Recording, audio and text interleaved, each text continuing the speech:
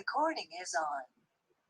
Bom dia! Estamos começando nossa Escola Bíblica Dominical da Igreja Presbiteriana Luz do Mundo, nossa escola que é online e você pode assistir a qualquer momento. Nós temos várias lições, você pode procurar. Eu vou colocar aqui no YouTube, vou colocar também no Facebook o endereço da série que contém esse nosso assunto, que é a teologia do apóstolo Paulo, a teologia, a vida, as obras, mas principalmente a teologia. Vamos orar, porque hoje temos uma lição sobre a vida no Espírito. Como é que Paulo olha para esse assunto? Nós vamos introduzir o assunto, é um assunto vasto, mas nós vamos começar a entender os princípios que estão subjacentes a este assunto. Vamos orar. Querido Deus, nós te agradecemos, ó Pai, pela tua palavra. Te agradeço, Senhor, pelo teu Espírito. Te agradeço porque a tua graça nos envolve e nos dá a salvação. Quero te pedir que nós possamos compreender, juntamente com os irmãos que estão conosco, a tua palavra. Abençoa-nos, ó Pai, ilumina a palavra, para que sejamos também iluminados em nossos corações, para que a nossa vida esteja em ti. Nós te agradecemos em nome e por amor de Jesus Cristo. Amém. Bom, queridos, nós estamos estudando os textos que o apóstolo Paulo deixou para que nós possamos tirar deles a sua teologia. Nós estamos fazendo um apanhado geral, estamos analisando a teologia do apóstolo Paulo a partir de alguns princípios. Eu quero compartilhar com vocês aqui essa tela para que juntos nós possamos compreender esse assunto, na verdade, apenas uma introdução desse assunto. Deixa eu fazer duas coisas aqui. A primeira delas é colocar isso aqui em forma de apresentação. A segunda delas é aparecer para vocês que automaticamente eu fui tirado. Depois, quando o texto, eu estiver na frente do texto, eu saio novamente e nós trabalhamos. Pois bem, até aqui nós vimos a condição do homem, segundo o apóstolo Paulo, na vida do pecado. E vimos também como é que o homem vive nessa condição, a vida sob o pecado, as condições de vida que nós temos sob o pecado. Isso pode ser ilustrado através de um texto da palavra de Deus que nós vamos começar a ler aqui. É Efésios, capítulo 2. Vocês estavam mortos em suas transgressões e pecados, nos quais costumavam viver, quando seguiam a presente ordem deste mundo. O outro texto diz, o presente século. E o príncipe do poder do ar, está em todo lugar, o espírito que agora está atuando nos que vivem na desobediência. Anteriormente, todos nós também vivíamos entre eles, satisfazendo as vontades da carne, segundo os seus desejos e pensamentos. Como os outros, éramos, por natureza, merecedores da ira de Deus. Todavia, e eu deixei esse todavia cortado aí de propósito, porque, graças a Deus, Paulo nos mostra esta condição na qual nós vivíamos e que faz parte da vida no pecado, para a qual a vida, a lei não foi suficiente, porque a lei demonstrava qual era a vontade de Deus, mas o ser humano não podia cumprir a lei estava enferma por causa do pecado. Tudo isso nós já vimos nos 10, 11 lições que nós tivemos aí para trás. Agora, Paulo começa a falar, e claro que nós estamos organizando esse pensamento para que nós possamos entender, ele sempre vai falar de uma nova condição, de uma nova vida. Algo novo, algo que já atuava no Antigo Testamento, mas atuava de uma maneira, vamos dizer assim, exterior. Ele tomava os homens, ele renovava a natureza, ele estava presente na criação, algo que já era pré-anunciado. Eis que derramarei do meu espírito sobre todos os meus filhos, sobre todas as minhas filhas, os jovens profetizarão, os velhos terão visões. Isto é a vida no Espírito Santo de Deus. Esse é o capítulo de hoje, a nova vida com Deus. Nós vamos apenas arranhar esse assunto, vamos apenas começá-lo para que possamos entender. Paulo apóstolo, a nova vida com Cristo. Pois bem, a nova vida com Cristo, segundo o livro do Dieter Boss, que organizou esse assunto, e do qual eu tenho falado, de onde nós estamos tirando todos os nossos estudos deste assunto. É um livro que vale a pena ter, A Teologia do Apóstolo Paulo, de Hermann Ridderbos, da editora Vida Nova. Esse aqui eu acho que é Cultura Cristã, deixa eu ver, eu acho que é Cultura Cristã. Cultura Cristã é a editora presbiteriana que lançou esse livro, vale a pena ter e conhecê-lo. Pois bem, para ele, há 4 elementos nesta nova vida. É uma vida que nos é dada e na qual nós nos mantemos por meio do Espírito. É uma vida que nos faz andar em novidade. É um novo ser humano, é a nova humanidade criada por Deus. É também uma vida na fé. A fé como um modo de existência. A fé como um modo de existência. E qual é a natureza desta fé? Hoje nós vamos falar um pouco sobre esta vida que nos é outorgada por meio do Espírito.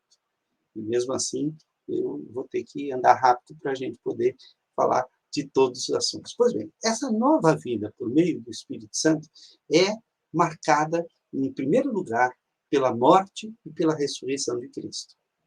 Mas Paulo, concomitantemente, quando ele fala que a morte e a ressurreição de Cristo, olha, nós estamos mortos com Cristo e, portanto, ressuscitamos com ele para uma nova vida. Se ele morreu, nós também morremos com ele para o pecado. Mas se ele reviveu, se ele surgiu dos mortos, ele está nos dando uma nova vida. E esta nova vida é marcada justamente pela presença do Espírito. Olha só o texto. Romanos 6:6 diz assim, capítulo 5 e 6 vai falar especialmente dessa nova vida, nós estudamos na lição passada, dessa nova vida da perspectiva da morte e da ressurreição de Cristo. Olha aí, pois sabemos que a nossa velha natureza pecadora já foi morta com Cristo na cruz, a fim de que o nosso eu pecador fosse morto, e assim não sejamos mais escravos do pecado. Ele também vai dizer, capítulo 6, versículo 11 de Romanos, assim também vós, assim também vocês, devem se considerar mortos para o pecado. Mas por estarem unidos com Cristo, devem se considerar vivos para Deus. Então, esse é o grande segredo. Quando nós reconhecemos os nossos pecados, quando nós nos arrependemos deles e aceitamos, cremos em Jesus Cristo pela fé, nós somos identificados da morte de Cristo, porque o nosso velho homem morre com Cristo. Mas estamos identificados com Cristo também na ressurreição, porque nasce um novo homem, um ser humano que tem anseio pela verdade, anseio pela vida, anseio para fazer a vontade de Deus. Isso também é descrito em termos de a vida no Espírito Santo. Olha só. Porém, agora estamos livres da lei, porque já morremos para aquilo que nos mantinha prisioneiros.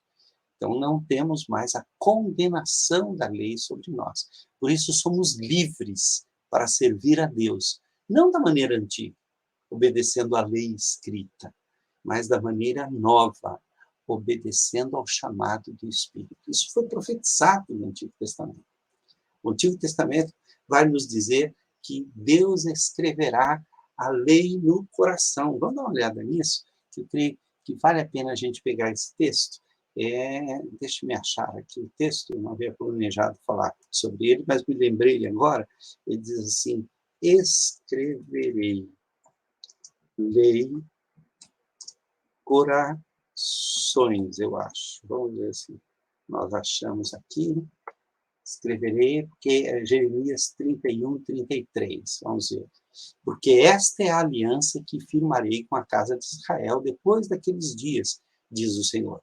Na mente lhes imprimirei as minhas leis. Então, mente para o judeu corresponde àquilo que controla a vida, aquilo que controla o coração, né? Também no coração lá escreverei, eu serei o seu Deus e eles serão o meu povo. Então, notem, acho que, né? Acho que Hebreus vai falar sobre esse assunto, mas pormenorizadamente. Deixa eu ver se Zacarias. Eu acho que Zacarias também fala assim: fizeram seu coração duro como diamante, para que não ouvissem a lei, nem as palavras que o Senhor dos Exércitos enviara pelo seu Espírito, mediante os profetas que nos precederam. Daí veio a grande ira do Senhor dos Exércitos. Visto que eu clamei e eles não me ouviram, eles também clamaram e não os ouvi.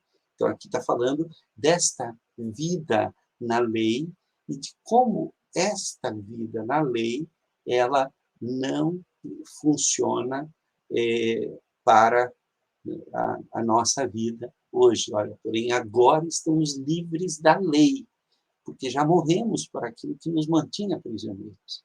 Por isso, somos livres para servir a Deus, não da maneira antiga, obedecendo a lei escrita. Até porque não é a questão, se alguém conseguisse obedecer a lei escrita, seria salvo. Quem é que obedeceu a lei escrita totalmente? O Senhor Jesus Cristo. Por isso, Deus condenou na carne de Cristo o pecado, mas não o pecado de Cristo, porque Cristo não tinha pecado para ser condenado. Vocês, porém, não vivem como manda a natureza humana, mas como o Espírito de Deus quer. Se é que o Espírito de Deus vive realmente em vós. Quem não tem o Espírito de Cristo não pertence a ele.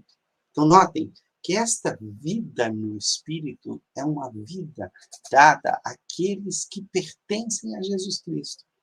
Nós não estamos mais debaixo da antiga vida, nós não somos mais escravos do pecado, não andamos mais segundo o príncipe deste mundo. Em Cristo Jesus, nós somos vivificados. Nós vamos lembrar aqui do texto também de Ezequiel 47, que fala dos ossos secos, que veio o Espírito. Vamos dar uma olhada, esse texto vale a pena, né? Então, é uma profecia, eu falei Ezequiel 47, vamos ver se é isso mesmo, né? Ossos secos. Vamos lá.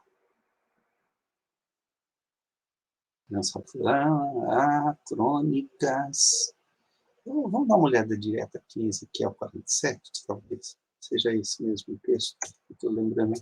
Não, Ezequiel 47 são as águas purificadoras.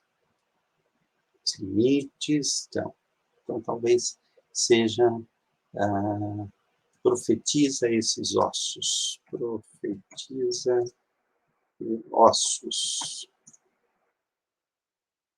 Ezequiel 39, deixa eu ver, Ezequiel 37, até que é Ezequiel 37 mesmo, foi 47, esse foi o meu erro.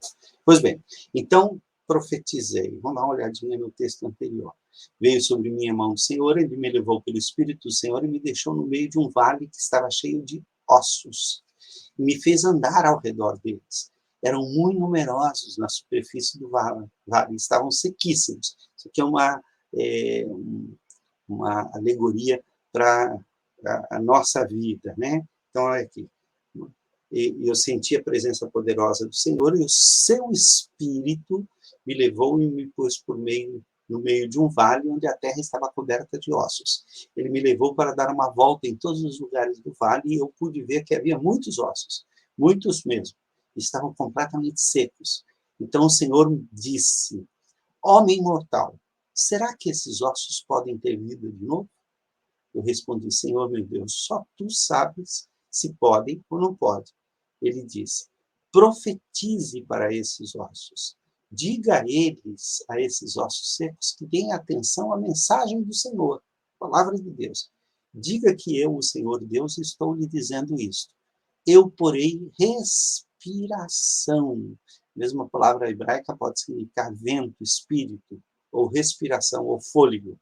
Eu porei respiração dentro de vocês e os farei viver de novo.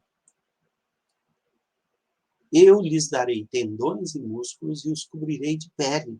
Porei respiração dentro de vocês e os farei viver de novo. E aí vocês ficarão sabendo que eu sou o Senhor. Então profetizei conforme a ordem que eu havia recebido. Enquanto eu falava, quer dizer, a palavra de Deus, ouvi um barulho.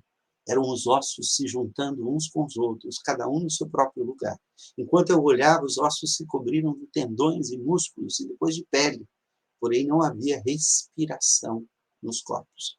Então o Senhor disse, homem mortal, filho do homem, profetize. Olha que interessante, né? Então ele diz, ó filho do homem, o termo que Jesus usa para si mesmo. Então, filho do homem, homem mortal, profetize para o vento, para o espírito. Diga que o Senhor está mandando que ele venha de todas as direções para soprar sobre esses corpos mortos, a fim de que vivam de novo. Então, profetizei conforme a ordem que eu havia recebido. A respiração entrou nos corpos e eles viveram de novo e ficaram de pé.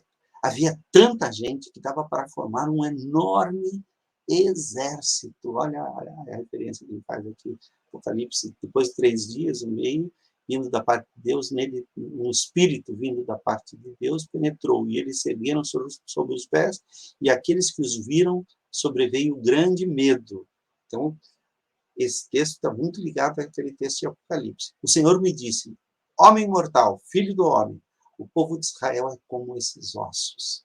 Dizem que estão secos, sem esperança, sem futuro. Por isso, profetize para o meu povo de Israel e diga-lhes que eu, o Senhor, abrirei as sepulturas deles e os tirarei para fora e os levarei de volta para a casa de Israel. Então, porei a minha respiração, né? Porei em vós o meu espírito e vivereis, e vos estabelecerei na vossa própria terra. Então sabereis que eu, o Senhor, lhes disse isso e o fiz, diz assim o Senhor. Percebe? Paulo está retomando esses textos do Antigo Testamento que falam que o Espírito Santo daria vida ao povo de Israel. Acontece que para Paulo, e nós vamos ver isso, o povo de Israel se ampliou. Por meio do Espírito, Deus uniu os gentios ao povo de Israel. Pois bem, Paulo tem como perspectiva esta ação do Espírito Santo na história. Então vamos ver aqui, especialmente na vida de Jesus. João veio pregando a vinda do Espírito Santo. Ele diz assim, eu vos batizo com água, mas ele, aquele que vem depois de mim, de quem eu não sou digno de amarrar as sandálias dos seus pés, ele os batizará com o Espírito Santo. Então, Jesus vem para nos outorgar o Espírito Santo como um batismo. E o Espírito Santo veio sobre Jesus no nascimento. O anjo respondeu, o Espírito Santo virá sobre você, Maria, e o poder do Deus Altíssimo a envolverá com a sua sombra. Vamos terminar aqui, ok? O envolverá com a sua sombra. E, por isso, o menino será chamado de Santo e Filho de Deus. Então, o Espírito Santo estava presente no ventre de Maria, preservando Jesus da corrupção, do pecado e da morte. E o Espírito Santo desceu na forma de uma pomba sobre ele. E do céu veio uma voz que disse, tu és o meu filho querido, e me dás muita alegria. Então, o começo do ministério de Jesus é marcado pela presença e pela unção do Espírito Santo. Por isso ele é chamado ungido, ou o Mashiach, em hebraico, ou o Messias, como nós costumamos dizer. Então, Jesus passa a exercer, embora ele já estivesse sendo levado pelo Espírito, mas quando o Espírito Santo o toma de uma maneira especial no batismo, ele passa a exercer o seu ministério como a ação de Deus em transformar a humanidade. E o próprio Espírito Santo foi enviado por Jesus aos seus discípulos. Olha o que Paulo nos fala. Essa esperança não nos deixa decepcionados, pois Deus derramou o seu amor no nosso coração por meio do Espírito Santo que ele nos deu. Então, percebam, para Paulo, a vida no Espírito é a nova vida profetizada no Antigo Testamento e é marcada justamente pela vida de Jesus, que foi toda dirigida pelo Espírito Santo de Deus. A Bíblia nos diz que o Espírito Santo levou ao deserto para ser tentado. O Espírito Santo revelava ao coração de Jesus as coisas que ele precisava saber, porque Jesus, ao vir ao mundo, ele deixou a sua glória e ele agia como um ser humano, sempre como um ser humano, porque ele é perfeitamente humano. Mesmo quando ele fazia seus milagres, era pelo Espírito Santo que esses milagres eram feitos. Tanto que os próprios discípulos podiam fazer milagres também pelo Espírito Santo. E quando Jesus sobe ao céu, ele promete a vinda do Espírito Santo. Ele diz, permanecer em Jerusalém, até que do alto sejais revestidos de poder. Então, ser-me-eis testemunhas, tanto em Jerusalém, como na Judéia, em Samaria e até os confins da terra. Nós vamos ver muito mais à frente, porque esse assunto é um assunto muito vasto, que pelo Espírito Santo de Deus, Deus uniu todos de um só corpo. Querem ver? Apenas para que a gente tenha uma ideia, esse texto se encontra em 1 Coríntios, capítulo 12. Diz assim, vamos dar uma olhada aqui nesse texto da linguagem de hoje, que é interessante. Meus irmãos, quero que vocês saibam a verdade a respeito dos dons que o Espírito Santo dá. Vocês sabem que quando ainda eram pagãos, vocês eram desviados de várias maneiras para a adoração dos ídolos, os quais não têm vida. Por isso, precisam compreender que ninguém que diz que Jesus seja maldito pode estar falando pelo poder do Espírito de Deus. Não, eu acabei de dizer, ele escreveu isso. Então, não é simplesmente pronunciar. É quando você diz isso de uma maneira que você está, de fato, amaldiçoando Jesus. É uma apostasia. E que ninguém que diz Jesus é o Senhor, e aí também não é só dizer que Jesus é o Senhor, né? Porque no último dia muitos dirão, Senhor, Senhor, em teu nome nós expulsamos. Não, não é nada disso. É você viver com essa verdade, a não ser que seja guiado pelo Espírito Santo. E a Bíblia também diz que ele uniu, vamos ver aqui, uniu pelo Espírito. Tá aqui. Uniu pelo Espírito. Vamos lá. O uniu, está descendo aqui.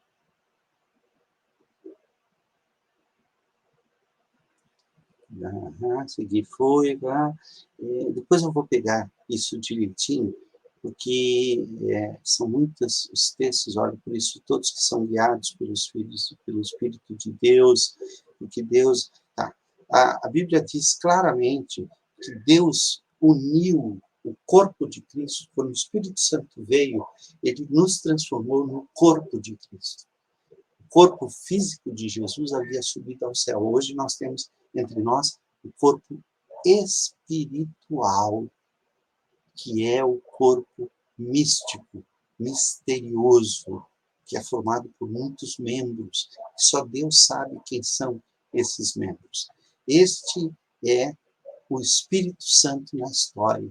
Como é que ele agia no Antigo Testamento? No poder criador e renovador de Deus. Nós vamos ver o Espírito Santo agindo na criação, né? No princípio era o verbo era Deus, e nós já sabemos que este verbo, né, João vai dizer que é o próprio, a própria voz do Senhor, a própria presença criadora de Deus. Eu estou citando o texto de João, que é o texto de Gênesis, que diz assim: no princípio criou Deus os céus e a terra era vazia e sem forma, e o Espírito de Deus pairava por sobre as águas.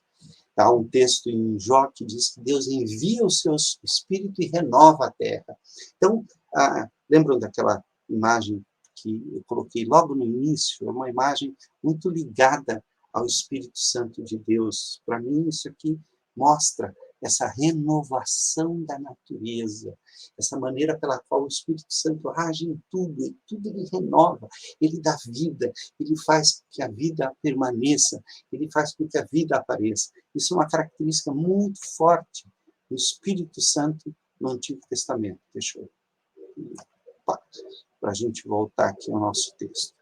Então, continuando, né? Vida no Espírito, nós já vimos aqui, o Espírito Santo na história redentiva, né? Principalmente na vida de Jesus Cristo, é enviada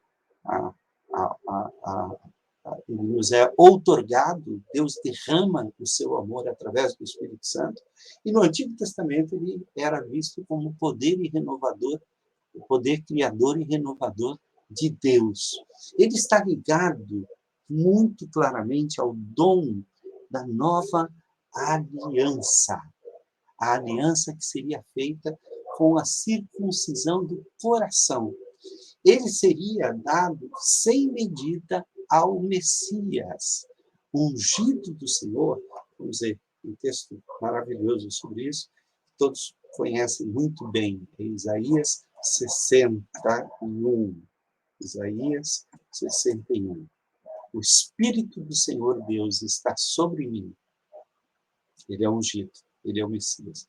Porque o Senhor me ungiu para pregar boas novas aos quebrantados, e enviou-me a curar os quebrantados de coração, a proclamar libertação aos cativos e a pôr em liberdade os algemados, e a pregoar o ano aceitável do Senhor e o dia da vingança do nosso Deus, a consolar todos os que choram e a pôr sobre os que em Sião estão de luto uma coroa em vez de cinzas, óleo de alegria em vez de pranto, veste de louvor em vez de espírito angustiado, a fim de que se chamem carvalhos de justiça, plantados pelo Senhor para a sua glória. Isaías, capítulo 11, também vai falar sobre o Espírito. Olha só, do tronco de Jessé sairá um rebento, um nadir, que é a palavra usada para nazareno também. Ele era nazireu.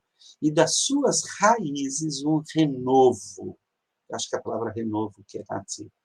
Repousará sobre ele o Espírito do Senhor, o Espírito de sabedoria e de entendimento, o Espírito de conselho e de fortaleza, o Espírito de conhecimento e de temor do Senhor. Então, o Espírito Santo de Deus vai promover este reinado de paz que é dado através da presença do Messias. Então, o Messias é aquele que possui o Espírito Santo sem medida sobre si mesmo. E o Espírito Santo também é o princípio da vida da congregação. Vamos pegar essa palavra congregação. Para os judeus, havia a ideia de que quando se tomava, quando se fazia aliança, quando Deus queria promulgar alguma coisa, ele reunia a congregação. Ele chamava todos os povos, todos saíam das suas casas, todos os povos de Israel, né, todas as tribos. Eles saíam das suas casas e compareciam perante o Kahal. Kahal é o nome congregação. Esse termo, Kahal, ele pode ser traduzido pelo termo eclesia. Quando é feita a tradução do Antigo Testamento para o grego, eles vão traduzir sempre que aparece a congregação por eclesia. Então, Paulo, quando vai falar da congregação do deserto, ou da congregação dos filhos de Israel, ou daqueles que são chamados, ele usa o termo igreja, eclesia. E a igreja, então notem, o que faria com que, quem é que convocaria a igreja no fim dos tempos? O Espírito Santo. É o Espírito Santo quem convoca, quem forma a eclesia, a igreja. A igreja aqui não vista como templo, ou não vista como um corpo de pessoas humanas numa organização humana, não. A congregação do futuro é essa igreja que só Deus conhece, que nós chamamos de igreja invisível, porque ela é invisível a nós, no sentido de que nós não sabemos quem pertence a ela. Nós temos ideia, né, daqueles que professam o nome de Jesus, que é a versão visível da igreja de Deus, que a igreja que nós chamamos de igreja local, ou de igreja visível, mas a verdadeira igreja, que é o princípio da vida, cujo princípio da vida é o Espírito Santo, só Deus sabe, só Deus conhece. Vamos dar uma olhada em Romanos capítulo 8, que Romanos capítulo 8 nos fala desta nova vida de uma maneira muito interessante. Nos capítulos 6 e 7, Paulo vai relacionar a nova vida com a vida, com a morte para o pecado, que Jesus morreu, e a ressurreição. Então, Paulo relaciona nos capítulos 5, 6 e 7 a nova vida do cristão ao fato de nós estarmos identificados com Cristo. Portanto, nós morremos para o pecado, morremos para a lei já não pode mais nos condenar. Mas, no capítulo 8, ele vai falar da mesma coisa, relacionando ao Espírito Santo de Deus. Vamos dar uma olhada aqui. Agora, pois, já nenhuma condenação há para os que estão em Cristo Jesus. Então, estamos em Cristo Jesus, portanto, morremos com Ele para o pecado e renascemos com Ele para uma nova vida. Aqueles que estão em Cristo Jesus já não têm mais condenação alguma sobre eles. É a doutrina da justificação pela fé. Deus nos imputa uma justiça que nós não temos. Ele pega a justiça de Cristo e coloca sobre nós e passa a nos tratar como se nós fôssemos o próprio Jesus. Somos filhos de Deus. Ele nos adota como filhos. Nós já vimos isso. Agora, pois, já nenhuma condenação há para os que estão em Cristo Jesus, porque a lei do Espírito da vida, em Cristo Jesus, te livrou da lei do pecado e da morte. Então, a lei do Espírito da vida, que é o Espírito Santo de Deus, te livrou da lei do pecado e da morte. Portanto, que fora impossível a lei, no que estava enferma pela carne, quer dizer, a lei não tem condições de nos salvar, apenas de nos condenar, isso fez Deus enviando o seu próprio Filho em semelhança de carne pecaminosa e no tocante ao pecado, com efeito, condenou Deus na carne de Jesus o pecado. Deus condenou o pecado em Jesus, mesmo ele não tendo pecado. Por quê? Porque ele assumiu os nossos pecados. Um exemplo disso era dado todas as vezes que se fazia uma cerimônia de expiação pelo pecado. Trazia-se um animal inocente, a pessoa colocava a mão sobre esse animal e, de certa forma, os pecados desta pessoa eram representados nesse animal. O animal era sacrificado, era uma maneira do ser humano saber, e depois ele comia aquela carne para dizer, olha, esse sacrifício agora é válido para mim. Então, o judeu aprendeu por experiência, através dessas cerimônias do Antigo Testamento, que o pecado poderia ser pago por alguém inocente. Mas isso tinha que ser repetido. E tinha que haver a consciência do pecado. A pessoa tinha que saber. E sentir que aquele animal estava sendo sacrificado no lugar dele. Pois bem, quando vem Jesus, João vai dizer assim, olha, o Cordeiro de Deus, que tira o pecado do mundo. Então, olha assim, ó, Deus, com efeito, condenou Deus na carne o pecado, a fim de que o preceito da lei se cumprisse em nós, que não andamos segundo a carne, mas segundo o Espírito, pelo Espírito Santo de Deus. Esta satisfação pelo pecado faz com que nós andemos em novidade de vida. Agora tem uma coisa. Se você diz que está em Cristo Jesus, mas se inclina para o pecado, alguma coisa está errada. Porque os que se inclinam para a carne cogitam das coisas da carne, mas os que se inclinam para o espírito, das coisas do espírito. Porque o pendor é a tendência para a carne, dá para a morte, mas o pendor do espírito para a vida e paz. Por isso, o pendor da carne é inimizade contra Deus, pois não está sujeito à lei de Deus, nem mesmo pode estar. Portanto, os que estão na carne não podem agradar a Deus. Vós, porém, não estáis na carne, mas no Espírito. E se de fato o Espírito de Deus habita em vós. E saiba, se alguém não tem o Espírito de Cristo, esse tal não é dele. Então, só é de Cristo quem tem o Espírito de Cristo. Se, porém, Cristo está em vós, o corpo, na verdade, está morto por causa do pecado. Mas o Espírito, e no caso aqui é o Espírito humano, né? Nota que está em letra minúscula, é vida por causa da justiça. Se habita em vós o Espírito daquele que ressuscitou a Jesus dentre os mortos, esse mesmo que ressuscitou a Cristo Jesus dentre os mortos, vivificará também o vosso corpo mortal, por meio do Espírito que em vós habita. Vamos ler de novo isso, só que vamos ler na linguagem de hoje, para que a gente possa ter uma interpretação mais ampla disso, porque ao ler numa nova versão, nós ampliamos aqui.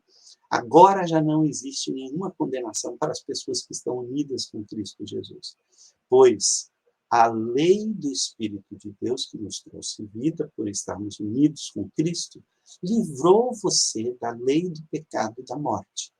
Deus fez o que a lei não pode fazer, porque a natureza humana era fraca.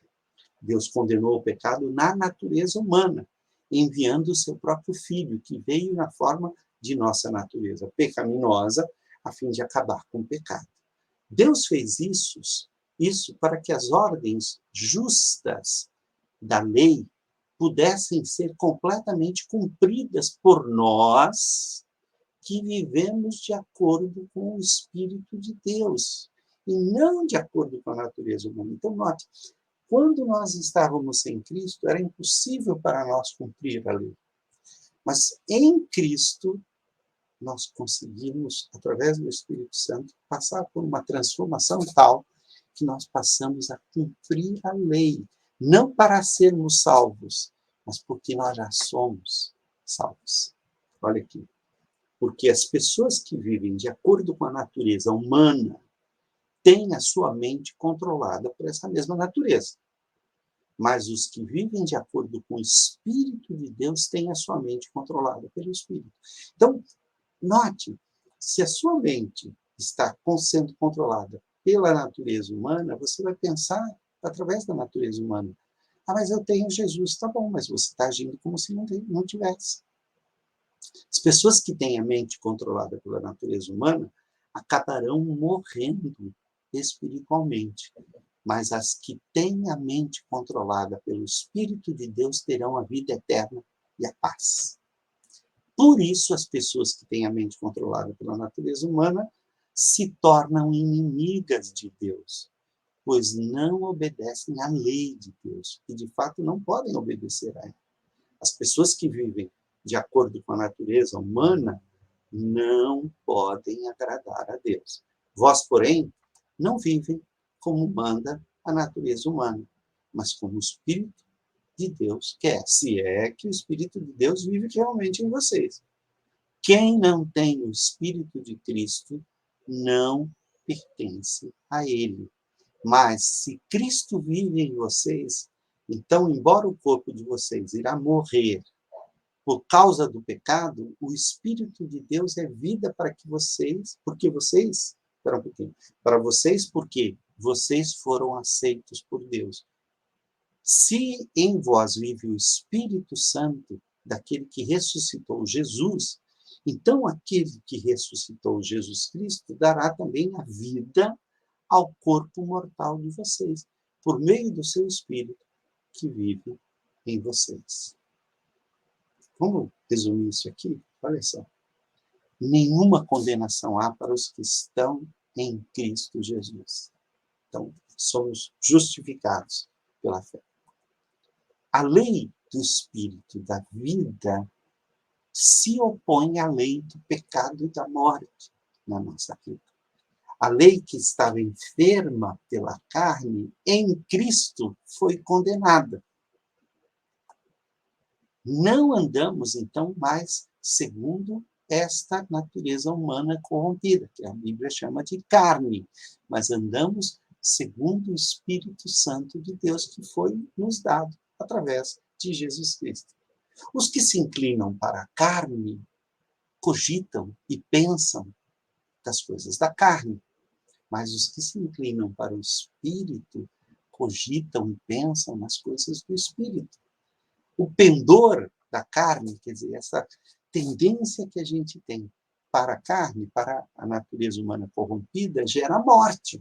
Mas o pendor do Espírito, e aí, meus irmãos, o Espírito Santo entra na vida da gente, e esse entrar na vida da gente é através da conversão. Algo novo surge dentro de nós, nós queremos as coisas de Deus. O pendor do Espírito gera a vida e a paz em nossos corações. Por isso, nós não somos mais e não temos mais inimizade contra Deus, porque o pendor da carne é inimizade contra Deus. Já os que estão na carne não podem agradar a Deus. E ele vai dizer, vocês não estão na carne, que vós não estáis na carne, mas no Espírito. Então, nós não estamos mais na carne, nós estamos no Espírito.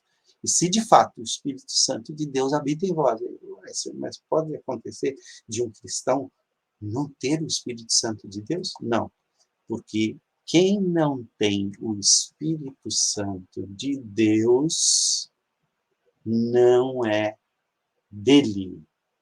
Então, não existe cristão que não tenha o Espírito Santo de Deus. Porque se você tem Jesus, o Espírito Santo está na sua vida. Esse é um resumo do capítulo 8. Um outro capítulo interessante para a gente estudar é o capítulo 3 e 4 do livro de Gálatas. Vamos dar uma olhada. O corpo de Cristo, então, que somos nós, é a habitação do Espírito. Vocês, porém, não vivem como manda a natureza humana, mas como o Espírito de Deus quer, se é que o Espírito de Deus vive realmente em vocês. Quem não tem o Espírito de Cristo não pertence a ele. Mas se Cristo vive em vocês, então, embora o corpo de vocês vá morrer por causa do pecado, o Espírito de Deus é vida para vocês, porque vocês foram aceitos por Deus.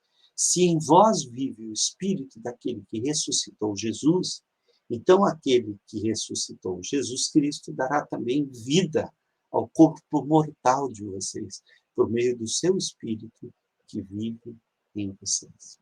O Espírito Santo é a natureza, é a ação de Deus na nossa vida. É o próprio Deus que veio viver conosco. É pelo Espírito Santo que nós estamos unidos uns aos outros no corpo de Cristo. É pelo Espírito Santo de Deus que nós desejamos a nova vida. É pelo Espírito Santo de Deus que nós nos inclinamos e cogitamos das coisas do Espírito.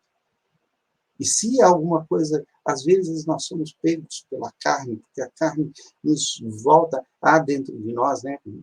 Nós temos um texto de Paulo, onde ele diz assim, a carne luta contra o Espírito, e o Espírito contra a carne. Então, a carne luta, em Gálatas, se não me engano, contra Gálatas 5, né? Porque a carne, vamos dar uma olhada até um pouco antes aqui, ó, a partir do versículo 16, está aqui. Está aqui, o Espírito 16. Olha, digo, porém, andai no Espírito, e jamais satisfareis a concupiscência da carne, quer dizer, desejo forte da carne. Porque a carne milita contra o espírito e o espírito contra a carne. Vamos lá. Quero dizer a vocês o seguinte: deixem que o Espírito Santo de Deus dirija a vida de vocês e não obedeçam aos desejos da natureza humana. Os dois estão convivendo dentro de nós. Porque o que a nossa natureza humana quer é contra o que o espírito quer. E o que o espírito quer é contra o que a natureza humana quer. Os dois são inimigos. E por isso vocês não podem fazer o que vocês querem. Aqui significa que muitas vezes, olha, Romanos 7, de 15 a 23 vai dizer isso, olha, porque nem mesmo compreendo o meu modo de agir e tal. Então, nós temos dentro de nós uma luta. Porém, se é o Espírito de Deus que guia vocês, então vocês não estão debaixo da lei. As coisas que a natureza humana produz são bem conhecidas. Elas são imoralidade sexual, a impureza, as ações indecentes, a adoração de ídolos, as feitiçarias, as inimizades, as brigas, as ciumeiras, os acessos de raiva, a ambição egoísta, a desunião, as divisões, as invejas, as bebedeiras, as farras e outras coisas parecidas com essas. Repito, que já disse, os que fazem essas coisas não receberão o reino de Deus. Por quê? Porque estão andando segundo a carne.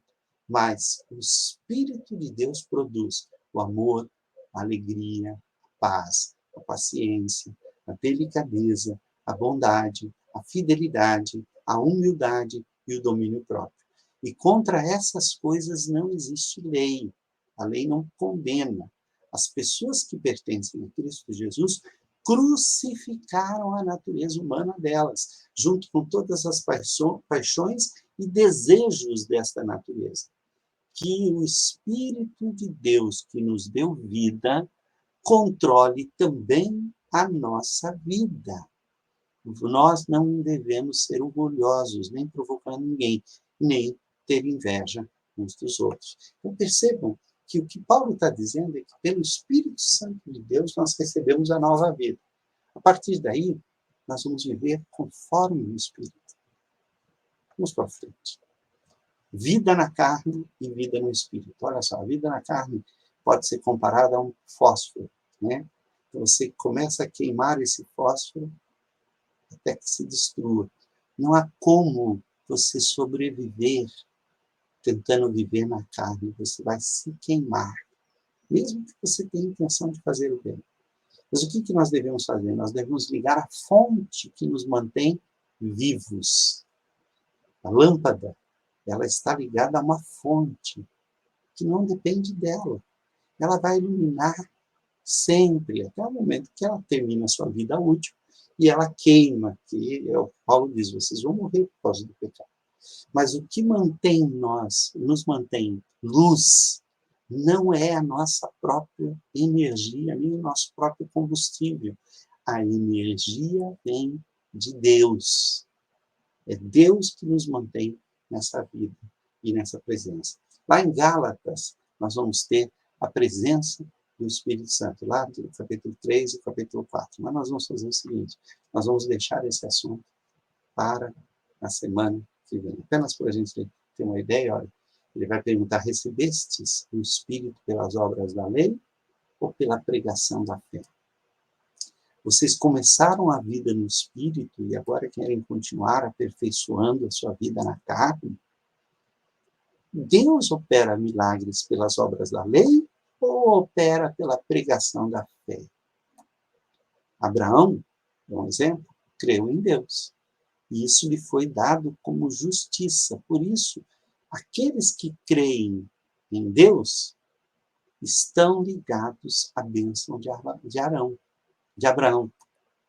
A lei depende do homem, porque a lei só é praticada pelo homem, mas as ações do Espírito vêm de Deus. E aí ele vai usar uma alegoria entre Sara e Agar. E vai mostrar o seguinte, que Agar e Sara são consideradas como a antiga aliança e a nova aliança. São midrash, que se diz. Midrash é uma maneira judaica de estender uma história e colocar coisas que não aconteceram, mas colocar como uma espécie de exemplo, de modelo. Sara, Agar, que é mãe Lembra que Abraão aceitou a tentativa de Sara de ter um filho sem ser pela ação de Deus? Essa é representada pela agir na carne. Então, Sara representa o Monte Sinai e a Jerusalém terrestre atual, que para Paulo aquilo já estava obsoleto. Representa a escravidão, porque ela era escrava. Então, quem nasceu dela, que é Ismael, já nasce escravo. Ismael é filho da escrava, é filho da escravidão. E não há mais o que fazer, ele foi mandado embora. Já Sara representa a Jerusalém celestial. Por quê? Porque só pelo Espírito ela pode conceber. Ela representa a liberdade de dar à luz no Espírito Santo de Deus. Claro que a concepção de Sara foi normal, mas Deus vivificou em Sara e vivificou em Abraão a sua semente. Isaac, então, é filho da promessa e não da escravidão, não da lei. Por isso, a fé, notem que o lado de Sara pesa, porque a fé é que nos faz receber e nos ligar a esta promessa. Deus abençoe a sua vida. Para a gente terminar, portanto, eu pergunto, quem é judeu de fato e circuncidado de verdade? Claro que não é aquele que é judeu somente por fora e circuncidado só no corpo. Pelo contrário, o verdadeiro judeu é aquele que é judeu por dentro, aquele que tem o coração circuncidado. E isso é uma coisa que o Espírito de Deus faz e que a lei escrita não pode fazer. E o louvor que essa pessoa recebe não vem de seres humanos, mas vem de Deus. Esta é a condição. Vocês estavam mortos anteriormente, mas Deus, que é rico em misericórdia, pelo grande amor, deixa eu desligar aqui, ok? Pelo grande amor com que nos amou, deu-nos vida com Cristo. Quando ainda estávamos mortos em transgressões, pela graça, vocês são salvos. Deus nos ressuscitou com Cristo. Com Ele nos fez assentar nos lugares celestiais, em Cristo Jesus, para mostrar nas eras que hão de vir a incomparável riqueza da sua graça, demonstrada em sua bondade para conosco em Cristo Jesus. Pois vocês são salvos pela graça, por meio da fé. E isto não vem de vocês. É dom de Deus, não de obras, para que ninguém se glorie, porque somos criação de Deus, realizada em Cristo Jesus, para fazermos boas obras, as quais Deus preparou antes para nós as praticarmos. Até semana que vem, se Deus assim nos permitir, estaremos juntos, louvando o nosso Deus. Que Deus te abençoe e estude, em nome de Jesus.